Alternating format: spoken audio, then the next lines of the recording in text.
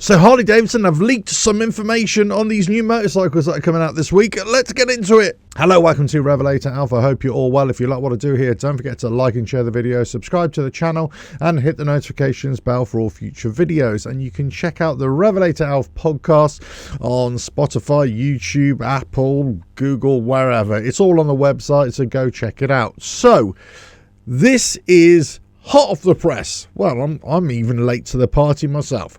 Harley Davidson have kind of leaked, well, by accident, I suppose, the new motorcycles that are coming out for 2024. That's going to be revealed in a couple of days.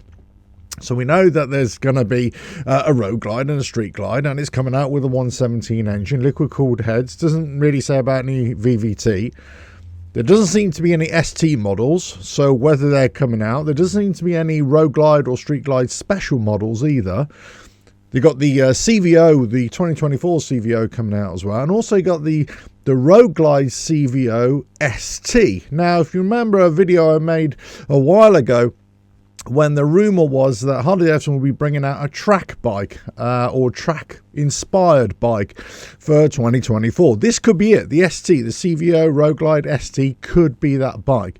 Now, I did say at the time that unlike Indian, where they released their RR bike, I said a track-only bike is a bit of a mistake. I thought a road bike that's inspired or has got all the qualities or some of the performance components of a track bike would be a good idea. Okay, so this seems as if the way they're going. But I can't, I can't hide my enthusiasm to dig into this. Well, I'm not sure if it's enthusiasm or my eagerness to say, what the fuck, Harley Davidson? What the fuck are you doing with this CVO Pan America? Now, forgive my French, but what the fuck is going on with Harley Davidson? Now, let me just kind of backtrack here a little bit and say this, that the Pan America is a really good motorcycle, right? I've ridden it a few times. I was really impressed with it. The problems are that there's lots of problems with it, or there have been lots of problems with it. Yes, they've addressed them and they've dealt with them. But in the United States, where a lot of the data comes from and where a lot of the decision making comes from for Harley Davidson, they don't kind of look at global sales. They look at what's going on in the heartlands, right? And why not? That's their biggest market. The Pan America was the biggest selling ADV in the North American market. Great. That's what they all tell us. That's what, the big YouTube channels will tell you. That's what the dealerships will tell you. That's what Harley Davidson will tell you, right? Biggest selling ADV. What they don't tell you is that it's not the biggest retained ADV or ATV in the United States. So many are sent back. In fact, many dealerships have kind of got a surplus of used Pan Americas. Actually, Pan Americas with little mileage on them as well. So they kind of doesn't inspire confidence when you've got all these bikes that are bought because they're Harley Davidson fans, but they're soon sent back. Now, that could be for a whole host of reasons. It could be that of all the issues that they had with the Pan America, or it could be that they just don't like them and then they prefer the other ADVs out there, like say from BMW, from KTM, from Triumph, whatever it is. So you've got all these bikes that were sold, but then they're sent back. You've got all these teething problems. In the United States, you've got rid of the Pan America standard, as it were, just the Pan America 1250, and they've retained the Pan America 1250 special, right? Okay. That seems reasonable, right? Just get rid of the one that you're not really selling, that you've probably got a lot of inventory on anyway, and just stick with the special, okay? Granted, love it. So why come out with a CVO? This seems absolutely bonkers for a bike that isn't really being sold or it's not being retained. So what are you aiming at? Well, you're aiming at the adventure tourer market, but not the adventure rider, okay? So that's what you're aiming at. Now, when I say, what the fuck, Harley Davidson, I kind of mean, well, this doesn't really make sense. If your bike isn't really being retained and you've got all these problems with it, or you did have, maybe they're all resolved now, why are you trying to push the boundaries out and bring out a new variant of a bike that is a very small market? It seems like a lot of emphasis has been put on the Pan America to bring out a CVO model for a model that isn't really going to be selling that great in the future. You've basically had the 2-year bump of the Pan America where Harley Davidson fans have thought, oh, I'll go for that. And it is a good bike, don't get me wrong. If it wasn't for all the little problems that have put people off, you know, it is a good bike, and it's really, really fast, and it's nice and powerful. It's great. But the problem is, for real off-road riding, for challenging off-road riding, these big ADVs are not good. They're only good for track riding, trail riding, hard compacted stuff, for the most part, for most people, right? And I've always said this, even when I was riding my big ADVs as well. You know, the serious stuff, you want a light bike. You don't want a big, heavy bike. But as a touring bike, great. So if you're trying to aim this bike at a touring market, then you're kind of shooting yourselves in the foot, because you're kind of going against yourself. You're competing with yourself. If you really want to push this bike as an adventure bike, as a touring bike, then you kind of needed to change the whole styling. Now, Harley Davidson are not alone in this. Harley Davidson are not going out on a limb here and doing anything different. If you look at all the big ADV bike manufacturers, the biggest ones, let's say the most popular ones, they kind of do offer a road spec version and an off-road spec version. This is not uncommon, right? So Harley Davidson could be doing that. They could be offering the special as the off-road version, but the CVO Pan America is the road spec version with lots and lots of extra refinements, extra bells and whistles on it. And you're going to pay a hefty price for it, right? Now, again, this is not uncommon with other manufacturers as well. Triumph do it, BMW do it, KTM do it. So it's not unheard of. But it really comes down to the price point and how many you're going to sell.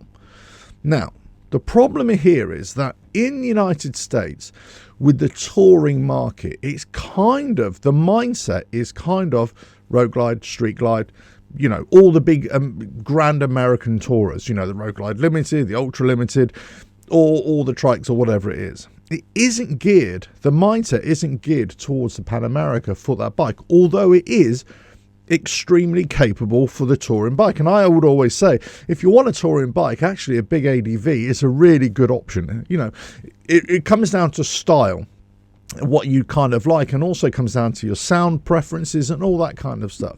So if the adventure bike isn't really your style, and your heartland, your biggest demographic, isn't really interested in buying it for that application, then why bring out a CVO that is targeting that market that you already sell bikes into? I'm not sure I understand the logic here. I'm not unsure I understand that this bike is even really needed. Now, if you're going to buy a CVO Pan America, let's put it this way. You're only going to use it for the road. You would be a fool to try and ride this off-road. Now, that's not to say you can't. That's not to say you can't go on dry trails or dry forest roads or fire roads or whatever. But if you want to get it dirty, let's face it, you just buy a Pan America Special. That's what you buy. You get that bike that is fit for purpose. You don't get a CVO. So this is purely a road bike. In my opinion, this is what you're aiming at. You're aiming this bike for the road. That's it. Nothing else. And it's going to be a bit more refined. It's going to have the new colours and all that kind of stuff. But I still don't get it. Now, again, slap me in the face with a wet fish if you like.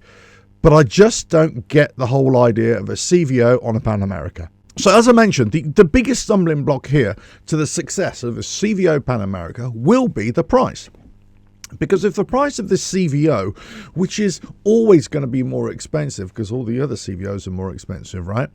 If it's going to be that much more expensive and you've got to kind of offset, well, what is the spec of the CVO versus the spec of the special, then is that really going to put people off? Are you really going to sell many of these bikes? Now, I dare say you'll sell a few. Okay, I dare say. But what is the point of going to all this effort if you're only going to sell a handful of bikes? So how much is this going to be, the CVO? I don't know. I don't have that information. And we'll soon find out, right? We're soon going to find out. Now, if it's anything more than £5,000 more than the special, they've got a serious problem here. Because why would you spend £5,000 more, or dollars or shekels or whatever it is, on this? Now, my gut feeling here is that this is not going to be for the global market, for the European market, UK market, or anywhere else for 2024. I would say this is only going to be for the North American market, possibly into Canada for 2024. And then if it's successful, they'll roll it out for the rest of the world. So I don't think it's coming to Europe. Well, not that I know of. So if it's intended for the North American market, which it's not really going to be successful at, and a lot of the existing Pan Americas have already been sent back anyway, and they got a kind of surplus of Pan Americas floating around inventory. And I kind of noticed that as well. Whenever I'm looking at websites and I'm looking at inventory, there always seems to be a lot of Pan Americas for sale, a lot of low mileage Pan Americas as well. So what does that say? Yes, they were great sellers for a couple of years, but they're being sent back straight away. So is this CVO Pan America going to be too expensive and to a spec that people just don't want? Yes, having a road-biased Pan America is great, but they already had that. The Pan America 1250 standard, as it were. Then the off-road version was a Pan America Special. Well, that was the original intention. Now it's kind of gone to a Pan America Special, and you can either have off-road styling or on-road styling, right? So now we're talking about a really high-spec CVO version. Okay, as I said, other motorcycle manufacturers do that. They do an on-road and off-road, and you can up-spec the bikes to whatever you want. So if they're just coming in at the high end with something like that, then you're really going to attract a very small market, a very small percentage of people who are, one, going to want to buy this bike, and two, buy it above a Grand American Tourer, especially now they're bringing out the Road Glide and the Street Glide with this 117 engine. I'm not sure whether they're going to be specials or even they continue with the STs. They've got the Road Glide CVO ST. And you've also got the CVOs as well. These are purpose Grand American Tourers. This is what the marketplace dictates and that kind of wants really for that market. So I'm not sure where it fits in. But let us know your thoughts on this. Let us know your thoughts of, is this going to be a seller? Is this going to be a thing? Did anybody want this? I mean, did anybody want it? Did anybody want a CVO Pan America? You know, this is kind of caught me by surprise, I've got to say. I mean, you know, Harley Davidson kind of do surprise you every now and again, but I'm kind of thinking, what the hell's all this about? What the fuck have you done? Why have you done this? But listen, pardon the French, you know, I'm kind of a bit tongue-in-cheek here with my shock and wonder here. I'm wondering what the hell they've done here. But let us know your thoughts here in the comments below. A CVO Pan America, why? Why? Let us know your thoughts in the comments below. If you like what I do here, don't forget to like and share the video, subscribe to the channel, and hit the notifications bell for all future videos. I will do a kind of post-reveal video later in the week as well. Depends on my schedules as well. And don't forget, the RevelatorAlf podcast is available on all the platforms as well. So go check that out. Right, and I'll catch you again on another video coming very soon. Bye now.